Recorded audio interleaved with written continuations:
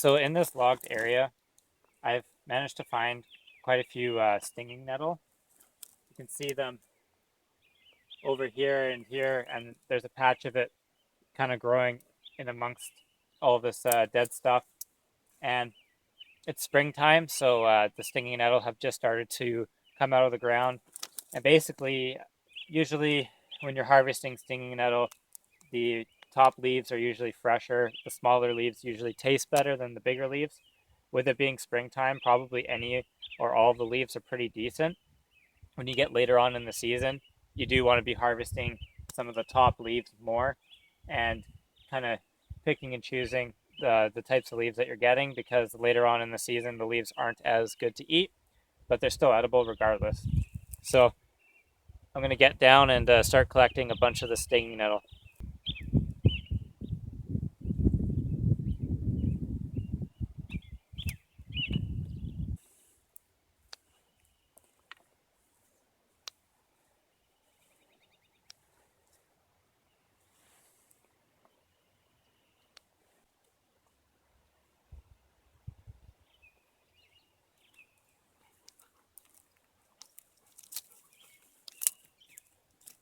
So I did manage to get a really good supply of stinging nettles. I could continue to collect it and fill up this whole bag, but I don't really need to supplement that much food.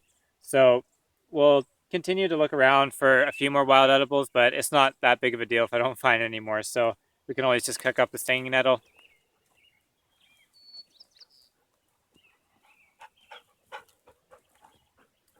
Well, we have a pine tree here, and I believe it is shore pine.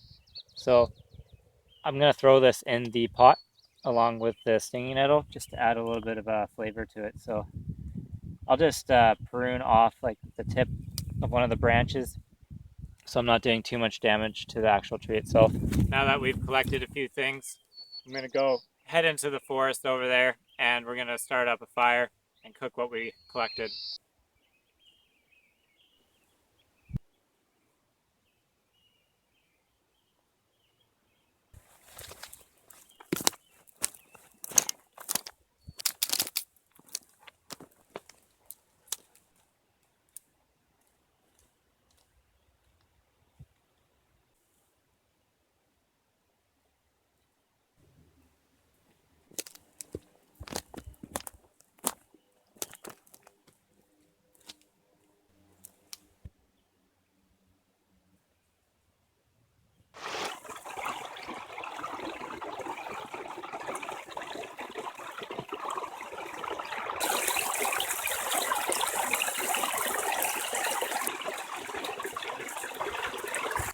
Well, I thought I heard some running water. I didn't find this last time I came out here, but I could hear the faintest of trickles and I just followed it.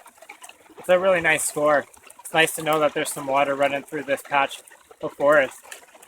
It goes down to the ocean right there. Did you fall in the water, Molly? So I'm gonna go set my fire up somewhere around here, just a little bit back from the river. Stream, sorry.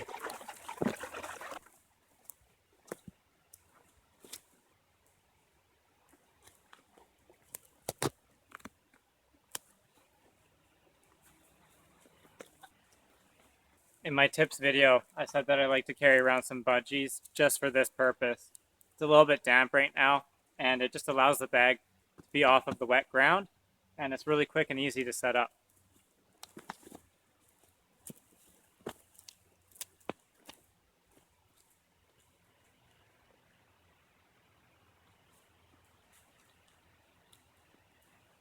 That's a pretty good base stone.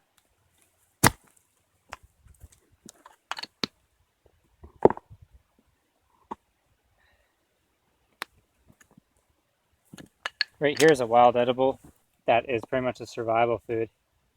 Found a little snail when I overturned this rock. I'm not going to cook them up because I don't need to eat them. If I was in a survival situation and I was looking for some survival food, this guy would definitely be on the menu.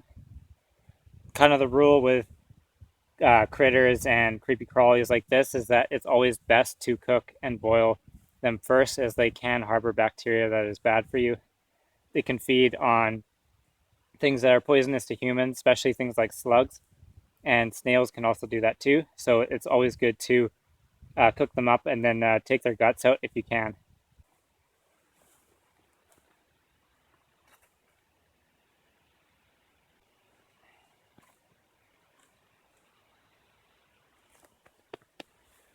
So I'll just get my fire going in here, have a small fire, try to boil up the nettle, and that will be pretty much what I'm going to be doing. I think it's starting to rain a little bit, and I want to try to beat any heavy rainfall that happens.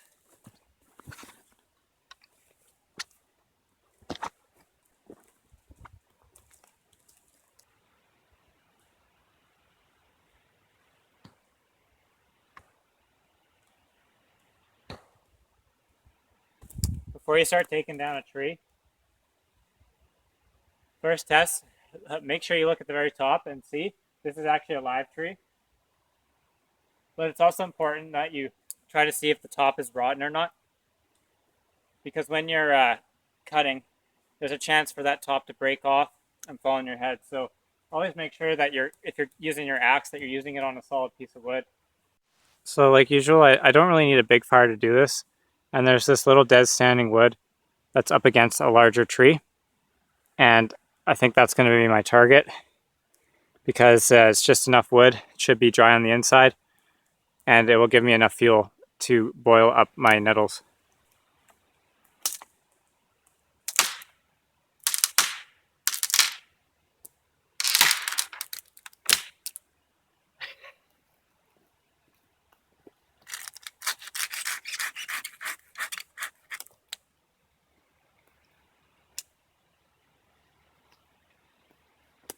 Sometimes you don't need an axe or a saw, you can just push it over.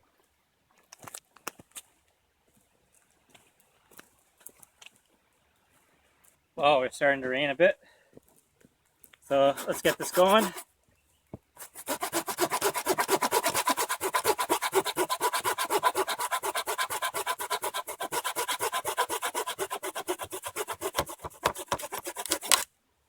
Nice and dry on the inside. This log's quite solid. Just get rid of some of that moss. And I'll be able to do my axe splitting on there probably. Yeah, that'll be good.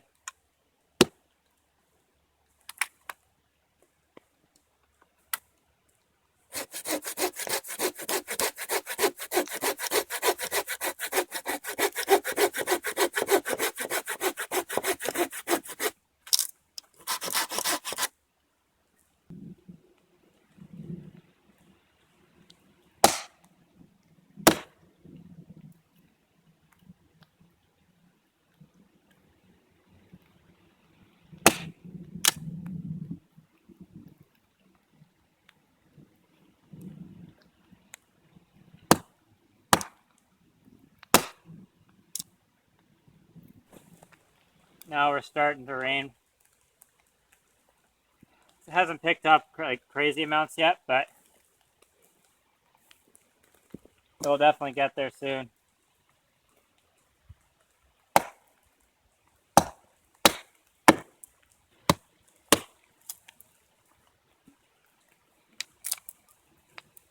So using my hat, I'm going to make some shavings with my axe, and I'll use my hat to collect it. Because it is wet right now, I do kind of need to have some variety of shavings, coarse and fine. The axe seems to produce some nice coarse shavings.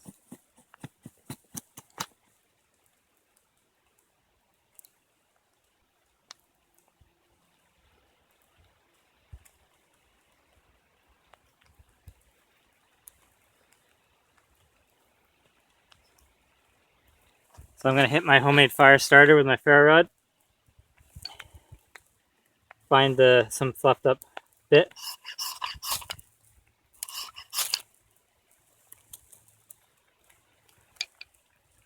Get it lit. Start putting some of the feather sticks on.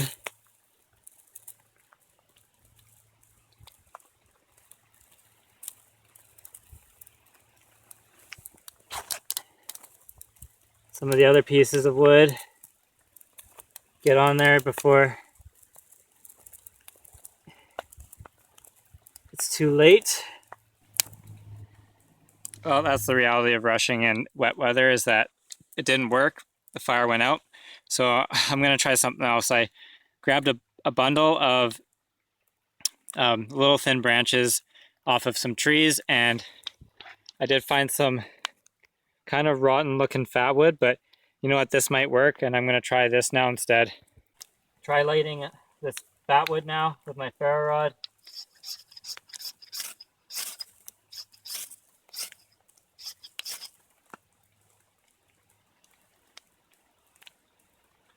Try getting some of the other fat wood going. Well, let's see if it works this time. Well, I see fire starting to come in. Starting to come out of the top. Oh, there's a sight for sore eyes. Okay, cool. So I got the fire going. Now I'm just going to fill this cup up with my stinging nettle, and then I'm going to pour some water in it.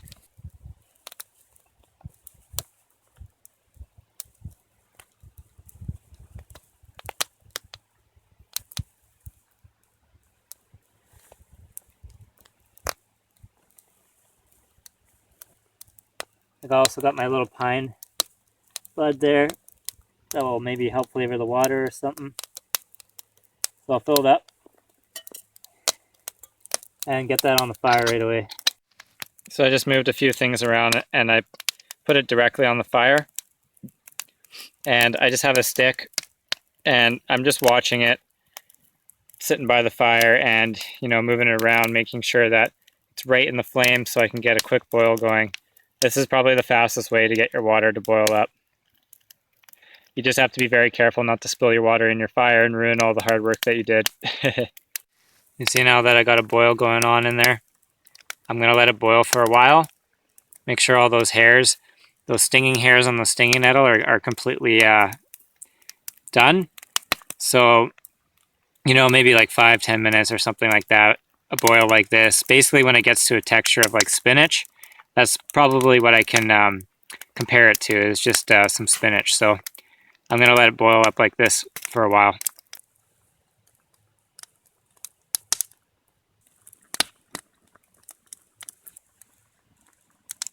Well, I'll be the first to say that Mother Nature doesn't care what your schedule is.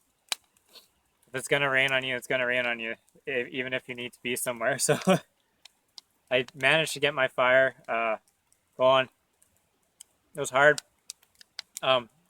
Because I only have a limited amount of time out here, I tried to kind of rush the little prep with the little stuff. So that's why my first attempt failed. And that ended up, you know, I ended up having to try to scramble to get that second attempt to work. So I did manage to get it, and my nettles are all boiled up, and they taste really good.